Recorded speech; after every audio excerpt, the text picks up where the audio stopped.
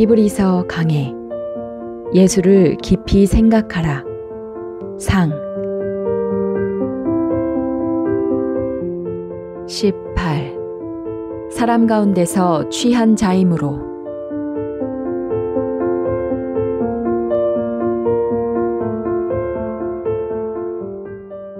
대제사장마다 사람 가운데서 취한 자임으로 하나님께 속한 일에 사람을 위하여 예물과 속죄하는 제사를 드리게 하나니, 저가 무식하고 미혹한 자를 능히 용납할 수 있는 것은 자기도 연약에 쌓여 있음이니라. 구약 성경을 보면 이스라엘 백성들의 마음이 잘 표현되어 있다는 사실을 발견하게 된다. 이스라엘 백성들은 애굽의 바로왕 밑에서 종살이를 했는데 간역자들로부터 심한 고통을 당하자 그로 인해 탄식하며 부르짖었다.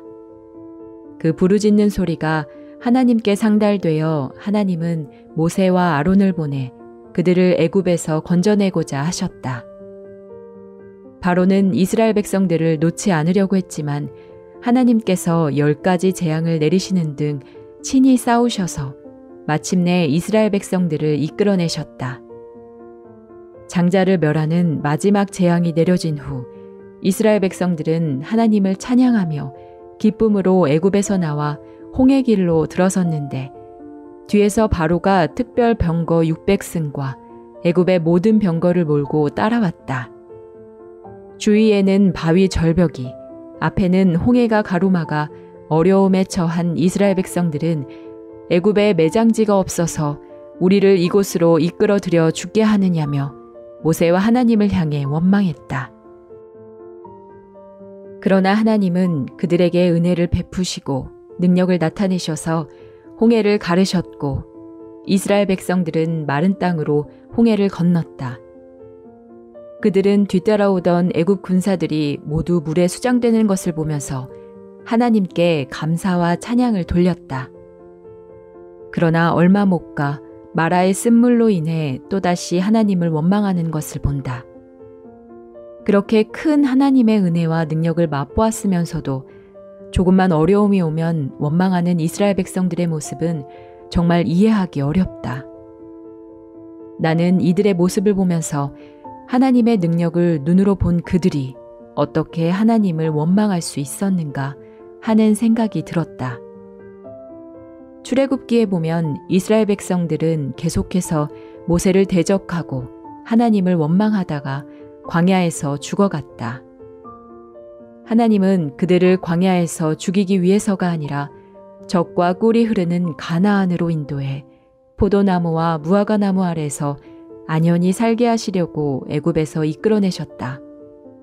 하나님은 정말 그들이 당신의 백성이 되고 당신은 그들의 하나님이 되기를 원하셨다. 그러나 이스라엘 백성들은 간음하다가 죽고 안식일에 나무하다가 죽고 원망하다가 불뱀에 물려 죽었다. 나는 끊임없이 하나님을 원망하다가 죽는 이들의 모습을 보면서 이 민족은 정말 악한 민족이구나. 정말 저주를 받아야 되는 민족이구나. 어떻게 자신들을 인도하며 놀라운 능력을 베푸신 사랑의 하나님을 대적하고 원망할 수 있는가 하며 그들을 이해할 수 없었다. 그런데 어느 날 신약성경에서도 그들의 모습과 똑같은 사람들의 모습을 발견했다. 보통 신약성경에서 악한 인간이라면 가룟 유다나 아나니아와 삽비라 혹은 예수님을 십자가에 못 박은 군병들을 들 수 있을 것이다. 그런데 예수님의 제자들이 이스라엘 백성들과 다를 바 없음을 깨닫게 되었다. 예수님은 살아계실 때 제자들에게 여러 번 자신이 십자가에 못 박혀 죽었다가 사흘 만에 부활할 것이라는 말씀을 하셨다. 그런데 그 말씀대로 예수님이 십자가에 못 박혀 죽으시자 그들은 예수님이 우리를 위해 죽으신다고 하셨는데 정말 죽으셨구나. 이제 사흘 후면 부활하시겠구나 라는 생각을 갖지 않았다. 그들은 예수님이 부활하신 후 예수님을 만난 사람들이 증거하는 이야기를 듣고도 믿지 않았다. 심지어 도마는 그 못자국에 손을 대고 창자국을 만져보기 전에는 절대 믿지 않겠다고 했다.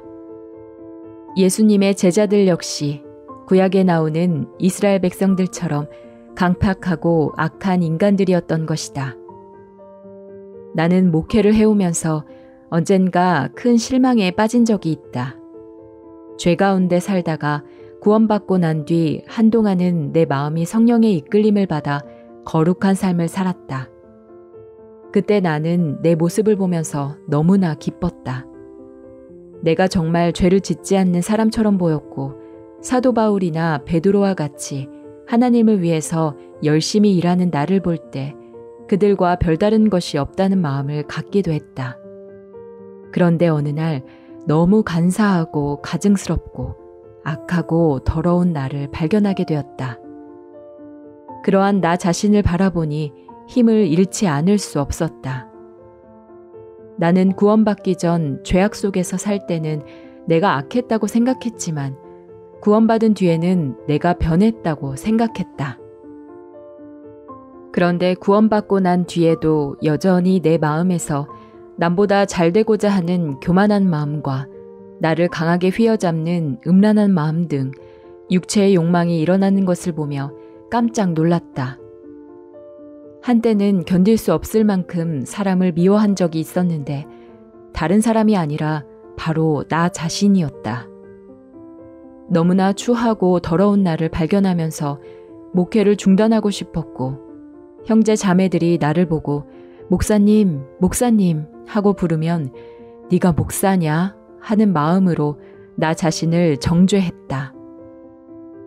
그 후 구약 성경에서 이스라엘 백성들의 모습을 보면서 나 자신이 악한 그들과 전혀 다를 바 없다는 사실을 깨닫게 되었다. 오히려 그들보다 더 악하게 여겨졌다. 정말 나는 저주를 받아야 할 이스라엘 백성들처럼 저주를 받고 멸망을 당하기에 합당했다. 나는 늘 하나님을 원망하며 대적했던 이스라엘 백성들을 이해하지 못했듯이 구원받고 거듭났으면서도 악한 모습이 나타나는 나를 이해하지 못했다. 한참 뒤에 가서야 하나님께서 나 자신을 의뢰하지 않고 당신만 의뢰하기를 원하셔서 나의 악한 모습을 보이셨다는 사실을 알게 되었다. 하나님을 믿는 믿음은 나에 대한 기대와 소망이 다 깨졌을 때 일어남을 보게 된 것이다. 그 전에는 나의 약점과 단점을 발견하지 못해 내가 하나님 앞에서 거룩하고 훌륭한 종인 줄로만 알았다. 그런데 하나님께서 추하고 더러운 나 자신의 근본 모습을 보여주시자 나는 크게 실망이 되었고 나에 대한 기대가 손톱만큼도 일어나지 않았다. 나는 정말 열심히 성경을 읽고 기도하는 등 좀 더 노력하면 훌륭한 목회를 할 수 있을 줄로 알았다. 그러나 실상은 그렇지 않았다. 내가 잘해보려고 했던 모든 일들이 실패로 끝났을 뿐만 아니라 오히려 부끄럽고 가증스럽고 더러운 것으로 나타났다. 그 후 나는 아브라함이나 야곱 등 하나님과 동행했던 사람들의 범죄와 실패를 보면서 굉장한 기쁨과 위로를 얻었다. 나는 그동안 악하고 추한 나를 발견하면서 하나님께서 나를 용납하시지 않을 것으로 생각했다. 하나님이 무엇 때문에 나같이 더러운 자를 쓰시겠나? 아무래도 하나님은 나를 버리실 것이다. 목회를 그만두게 하실 것이다. 이런 생각을 여러 번 했다. 그런데 아브라함이나 다윗과 같은 사람들의 허물을 보면서 이런 허물 많은 사람들도 버리지 않고 쓰신다면 나 역시 버리지 않고 쓰시겠구나 하는 생각을 가지게 되었다. 그때 내 마음은 신실하신 하나님의 은혜로 인해 한없이 감격했고 감사했다. 어쨌든 그 후로 신앙생활을 하면서 내가 좀 선해져서 좀 경건해져서 하나님의 일을 잘해보려고 했던 생각을 마음에서부터 깨트릴 수밖에 없었다. 아무 선이나 의가 없는 나 자신의 악한 모습을 깊이 깨달았기 때문이다. 그런데 나 자신에 대한 기대와 소망이 모두 무너질 때마다 놀랍게도 나를 향했던 모든 믿음이 하나님 편으로 향하는 것을 보았다. 그때마다 하나님을 온전히 의지할 수 있었고 하나님께서 나를 통해 일하시는 것을 경험할 수 있었다.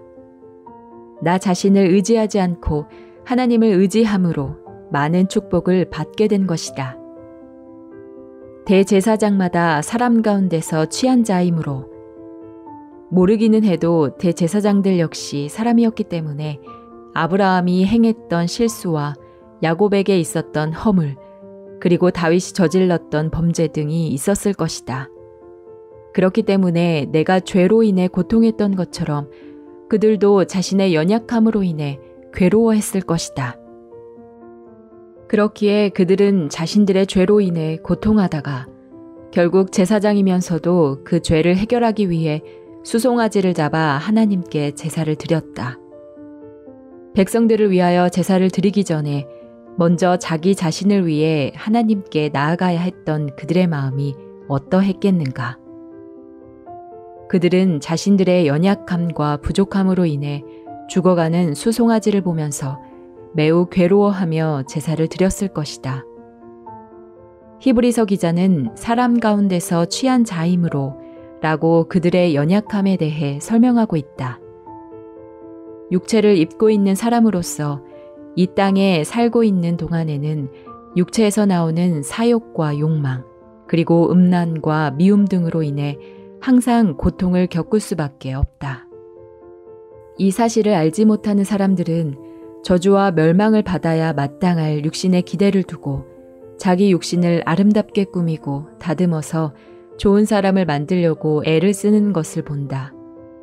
그러나 육신은 어느 누구의 육신이든지 추하고 더럽고 가증스럽기 그지없다.